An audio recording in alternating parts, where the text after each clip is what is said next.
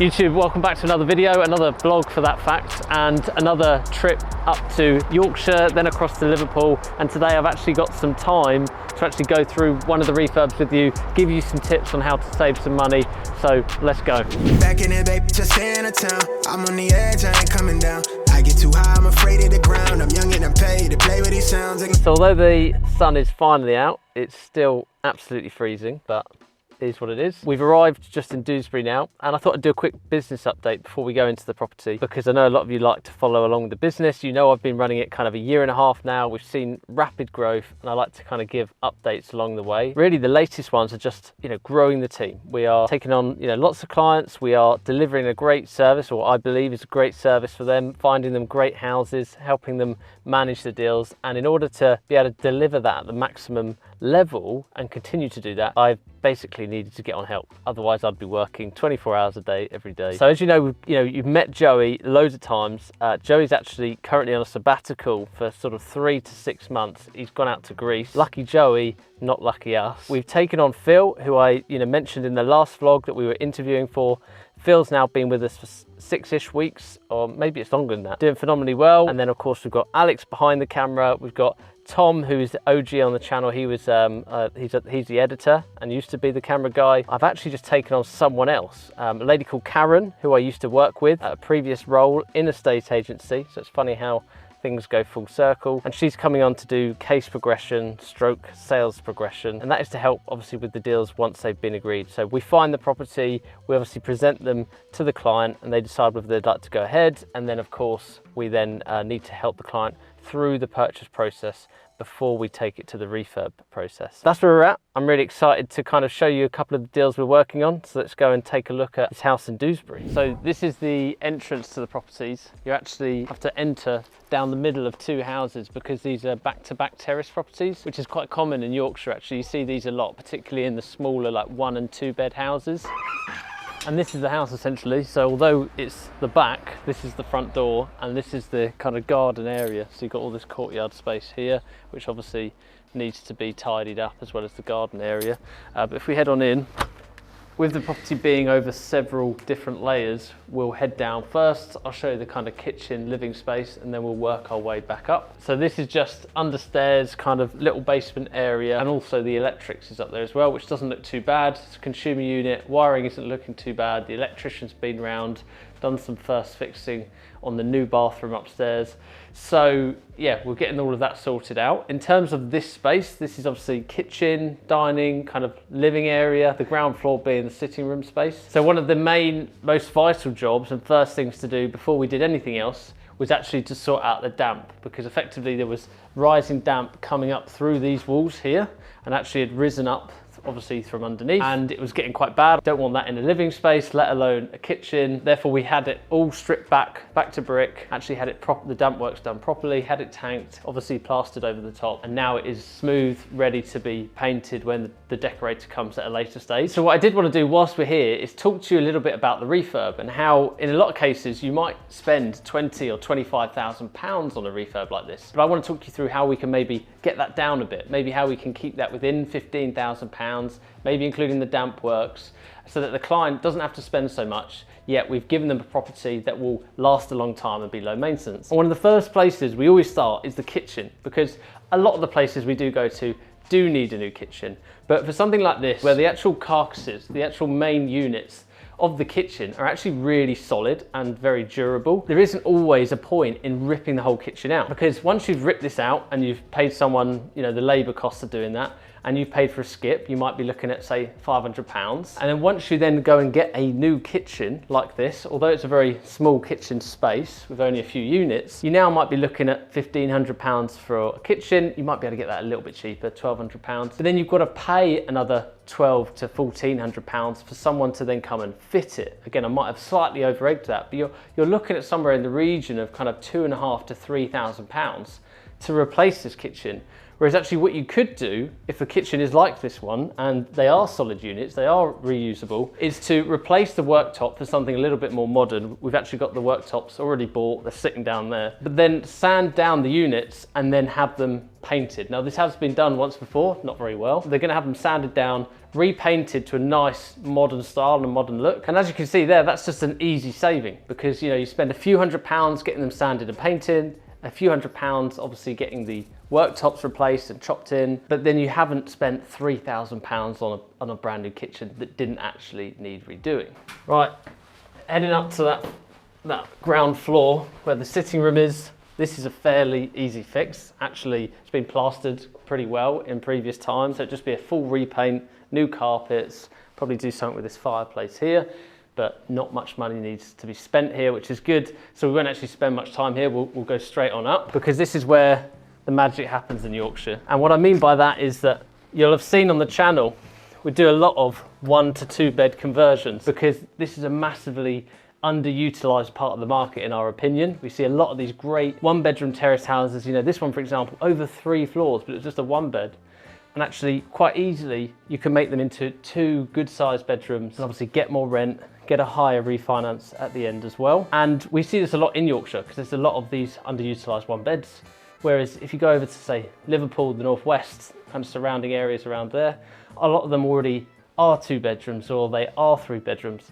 So we have to then focus on different ways of adding value in those areas. So as I talk you through this, I'm going to overlay some photos and images, but what we've done here is split this main bedroom up. We've added in the bathroom by putting in a stud wall. The electrician's been in to do the first fix, and obviously plumber will be in at a later date. The joiner's come in, obviously knocked in a new door and put in the door frame. And this is still a great sized main bedroom, very much like the other 1 to 2 beds that you've seen us do. And then this old bathroom here, we'll take out the bathroom and make that into a 2nd bedroom, which actually will be a relatively good sized 2nd bedroom, if not what most people use them for is a study. And a lot of people ask me, like, are the kind of 1 to 2 bed properties or the 1.5 bed properties, are they good rentals? And the answer is absolutely yes, because we find they actually attract a really good type of tenant profile. Normally young couples, working professionals, maybe not at the stage of a family yet, but they need, a main bedroom, they need somewhere to work from home, somewhere to have guests come over and stay, family stay.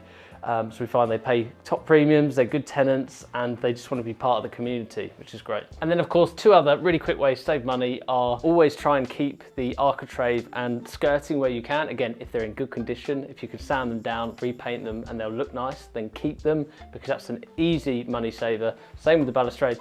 And then of course, anything like where this is wallpaper, and you might think, oh God, that wall's a goner. But actually, if you pull this away, it's actually got really good plaster underneath it. So we'll just have this taken off, have it obviously fully scraped back, tidied up anywhere it needs to be tidied, and then repainted. Easy money saver. So last thing whilst we're here, whilst I'm upstairs, before I head downstairs, is that I'm here effectively, not just to film, but also to actually check in on the refurb for the client. When I say check in, we're looking at the quality, we're looking at what works has been done, what hasn't been done, and obviously reviewing the schedule of works. But not only that, but obviously taking photos and videos to be able to update my client who is several hours away, hasn't actually seen the property. So I want to just make sure that I'm taking some update photographs so that he can see where his hard-earned money is being spent, and he can see then that the property is transforming. He can be part of the journey really, because you'll see it at the very beginning, and then every week we do update photos. So yeah, I'll just do these quickly and then we'll head outside. So just to round up, this will now be a 2-bedroom terrace, as you now know, and it's a back-to-back terrace, as I mentioned at the beginning. The house on the other side, literally on the back of this one, has been refurbished to a really nice standard, to be fair,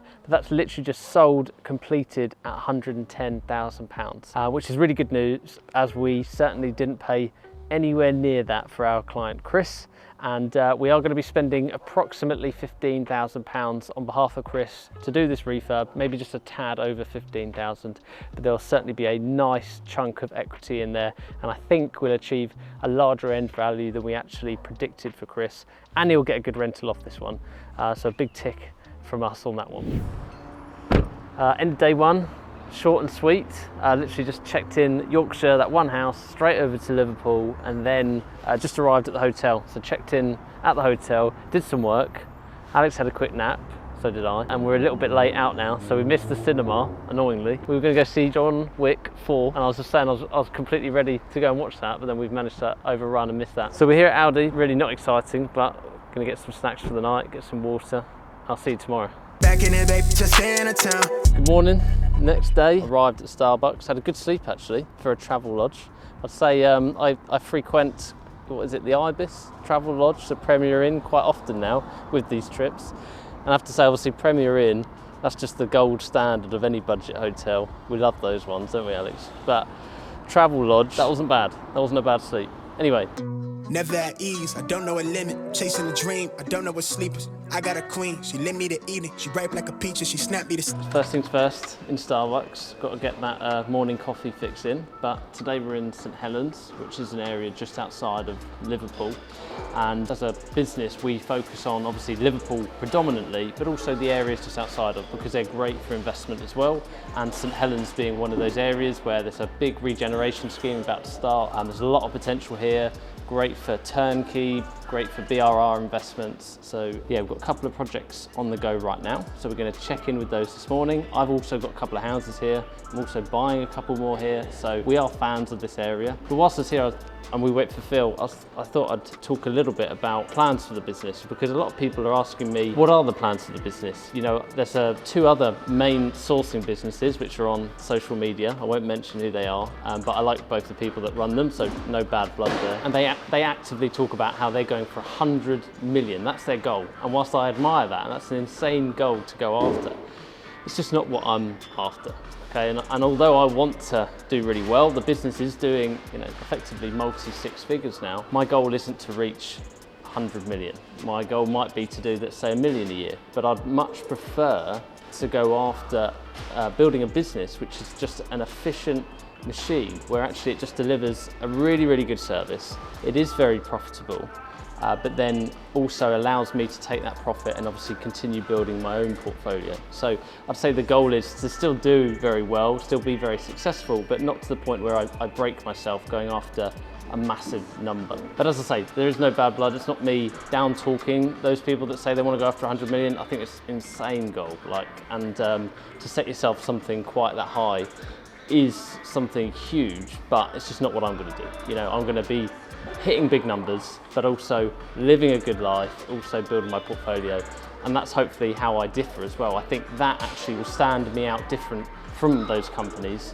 They'll probably hate me saying this, because I'm now no longer focused on just the monetary side of things. I'm focused on actually find good deals, provide a good service, build up my own portfolio. And I think that's almost like my USP now, is that I'm not just here to churn numbers.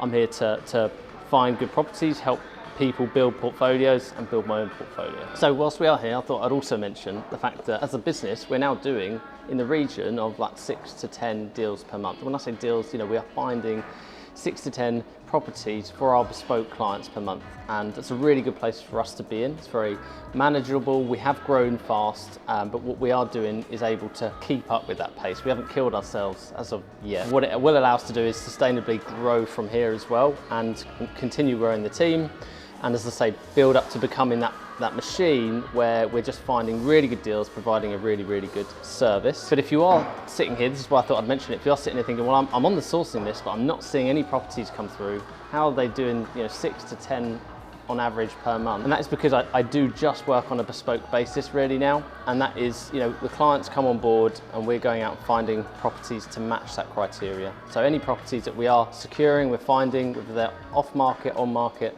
they're going to our bespoke clients. Rarely does anything hit the lists now. Therefore, if you are interested, I'll chuck a link below. Yeah, it would be great to talk to you if you want more information about our sourcing service. Taking it worldwide. Hold it down when you talk to me. I can do this with my eyes closed. It's too easy. It's too easy. I can do this with my eyes. So we just arrived at the project in St Helens. So much has changed in such a short space of time. I'll ask Tom in a minute, but I think we'll probably be looking like the full refurb in like 8 weeks here. The only things really left after the plastering is to fit the kitchen, fit the bathroom, but I'll come on to talk about that in a minute. This room completely changed. For one, had this horrible kind of old plaster which had to all be stripped back, had this wall here as you come in which just wasn't safe. So A, we took it out because it wasn't safe, and B, Tom said, let's take it out, be a much nicer open room. They blocked up the old door which was there, and then one of the main things we had to do in this room actually was to do a damp proof course, because there was a bit of a damp at the front of the property, very common with these older style properties. And although it was very obvious that we needed to do it, it's often worth doing anyway just to protect it for the future.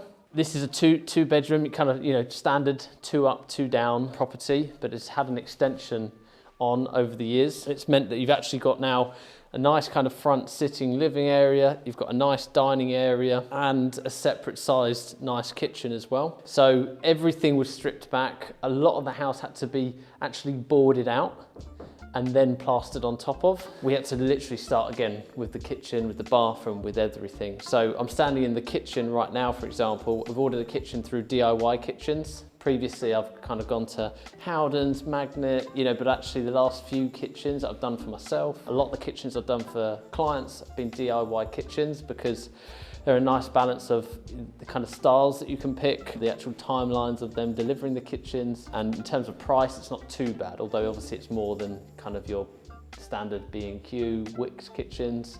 It's a nice enough price that we still go with it. So if you come on through, so yeah, nice sized room. We've got a skylight above, which we've kept because actually that'll be okay. And of course it lets a nice amount of light in. Without that, this could be a dark room because there's kind of 2 internal rooms joining. And then just at the back of the property, you've literally got the bathroom. Again, really typical. A lot of these houses have the bathroom on the ground floor, off the kitchen, with like a lobby in between. And then this kitchen here, we're just going to do the kind of standard, you know, 3-piece suite with a bath, with a shower over, as we find that they work best for tenants. Obviously, in a real ideal world, we'd have, you know, separate shower and a bath, but A, it's not big enough, and B, it's not always a necessity. If we're just trying to create good homes for people to come and live in, the most cost-effective way of doing it is a shower over a bath, and particularly with the space that we have there. So if we head on upstairs next, Phil should be up here. Mind where you stand, Alex. So Phil's just been in here, he's actually just been taking photos for the clients. So obviously I'm up here every now and then, but mainly, you know, Phil is here to check in on the refurb every other week. Well, actually been coming every week, haven't you, here? Yeah. So yeah, check the work's been done. Not that we need to check it, because Tom and the builders are really good, they're really on it. But what Phil will do is take photos like he is now for the client, so that we can send these updates every week. But this is the main bedroom, again, just been fully plastered.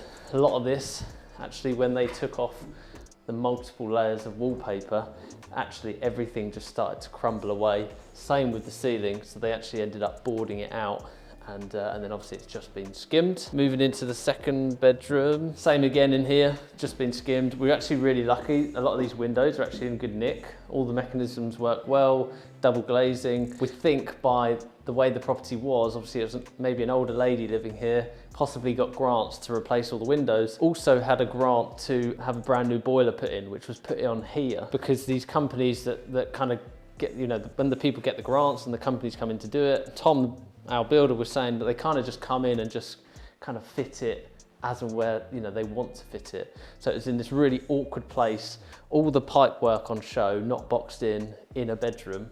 And therefore we've had the plumbers come in and actually just keep the same boiler, because it was actually a good model and it's been maintained, but just relocate it into the cupboard here, which is a much better place. Obviously update all the pipe work as well. But this is a good sized second room, actually. Like, this is, for some of the ones I've seen, this is a good second bedroom, isn't it, Phil? I won't tell you kind of the purchase price on this one as of yet, but we're kind of going for an end value of in the region of 115, maybe 120, and the refurb on this is going to be about 26,000 for the client.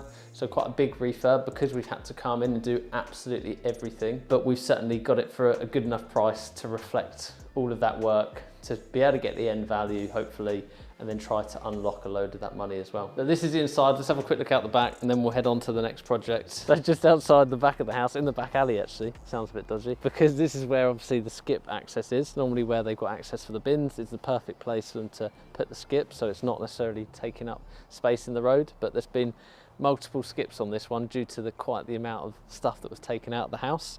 But if we head in this way a little bit, standard kind of courtyard, but the main things that we were looking outside here for when we were obviously purchasing this property, or helping the client purchase the property, was the roof. You know, one of the things in the survey that it flagged up to do was to get further inspections done on the main roof.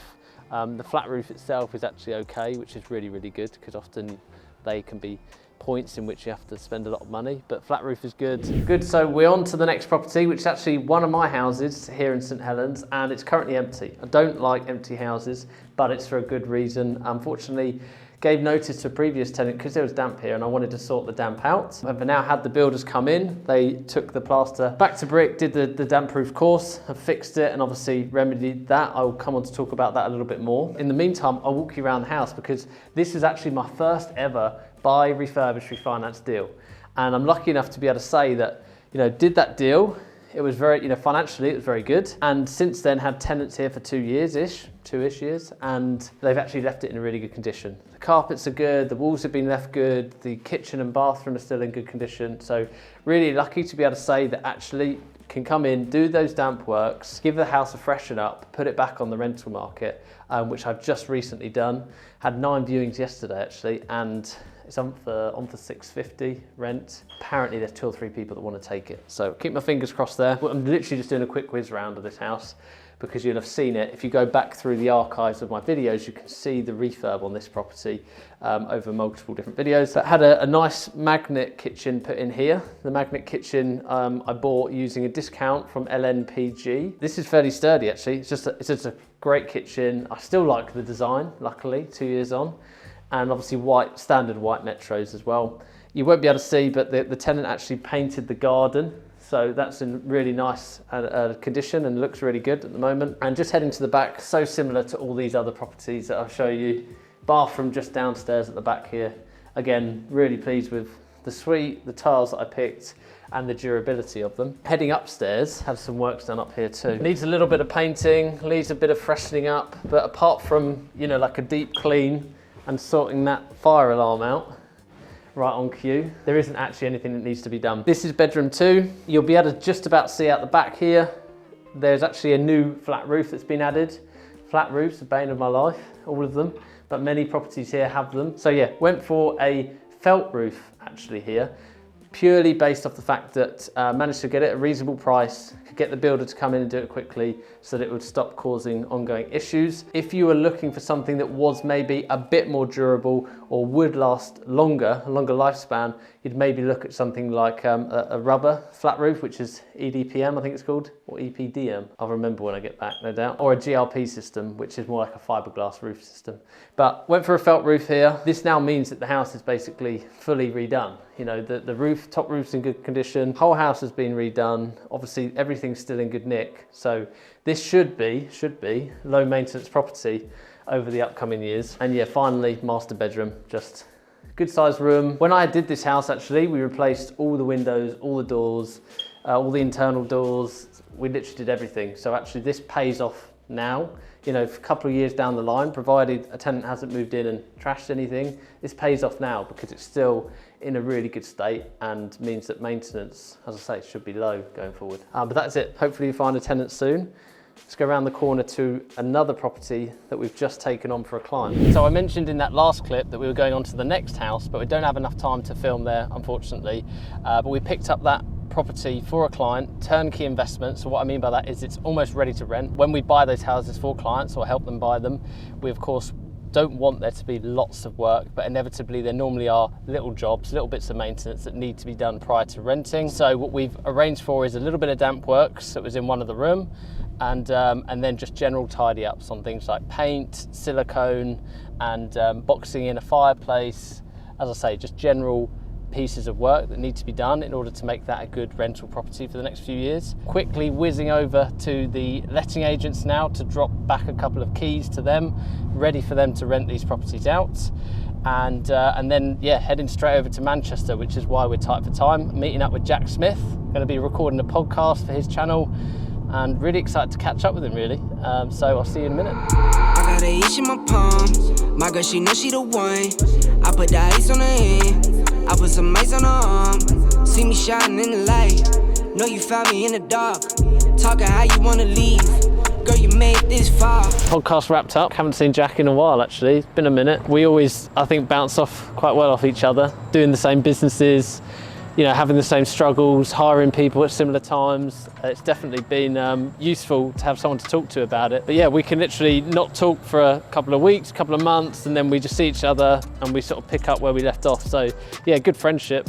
And we just spent about an hour or so on his new podcast. Yeah, he drilled me with some pretty intense questions there, which you know, I haven't answered before on previous podcasts, so that was good. And then I recorded a quick chat and catch up with him for my channel as well, which will be coming out soon. So, but overall, feel pretty pumped. Nice little chat. We've now got to head back. We've got a 5-hour drive ahead of us. So bring it on. So just to wrap up really, we are on the way home. We've stopped off at a service station. Really productive trip, and I do these trips pretty regularly. Don't always get the chance to film them. This was quite a short one actually, just a quick trip over to Yorkshire, then to Liverpool, then back. But in terms of kind of this year, my plans, lots more of these trips planned. I want to take you on as many of these as possible to kind of show you what I do, what life looks like. This is definitely a year of growth for me. Certainly the first 4 months has been insane growth for me, for the business, etc. But I think it's really important that, you know, to share that a lot of stress has come with that as well, a lot of feeling uncomfortable. I also want to kind of put it on record that, you know, hold myself accountable for the fact that I do actually want to do lots of holidays this year. I am going to do lots of holidays this year, and I'll put that on record because I think equally it's important to earn money, do well, be successful, but not, you know, don't make that your whole life. You know, so I'm kind of saying it to hold myself accountable in that sense. So this is the new office. Got back from our trip. I thought I'd bring you upstairs to the new office. I won't show you the full thing quite as of yet, but effectively we're moving upstairs, same building. I did look at going to somewhere else, different location, different amenities, but actually decided really quite like it here. So going to stay here. It's very convenient to my home. The rent's fairly reasonable here. It's kind of services everything that I personally need for the business right now. So we just moved upstairs in the building, slightly bigger room. But I guess this is a good time to sort of talk about, you know, when I was thinking about getting an office, and I kind of floated that idea with the Instagram and the YouTube world. I got a lot of feedback, good and bad, and that was kind of what I was doing. I was asking for feedback. Do you think I should continue working from home? Do you think I should get an office? And a lot of people gave the pluses and the negatives to that, which was really helpful. It helped me understand, you know, why would I do it, or why would I spend that money, and why would I stay at home for that fact. But really, ultimately, the decision came down to me and kind of the gut that I had, and the gut feeling that I had was that I wanted to grow this business. And yes, this is kind of money down the drain in office rent, but it's also a zone for me to really be like, right, this is business mode, this is work mode. And then that is, you know, when I go home, that is life, that is home mode. Whereas there was definitely a blurred line before. Now there's much more of a cutoff. When I leave here at, you know, 7 p.m. in the evening, I'm at home for the evening, or vice versa. You know, when I'm here, I'm working, I'm keeping my head in that zone. So the gut feeling which I had, which was to get an office, has massively benefited me, and therefore I'm not going to stop there. I've taken on a slightly bigger space in order to be able to hire a couple more people. As you know, I've already hired, but they are mainly remote-based roles. So this isn't kind of full-time, lots of people in the office, but it's kind of part-timers coming in and out, helping me with admin, with kind of sales progression, those kind of roles. But I'll do a full office tour. I say a full office tour, it's not that big, but I'll do a full office tour at some point. But this is kind of my introduction to us moving office. And I thought this is a great place to end the vlog. Appreciate you watching, and I look forward to seeing you in a future video.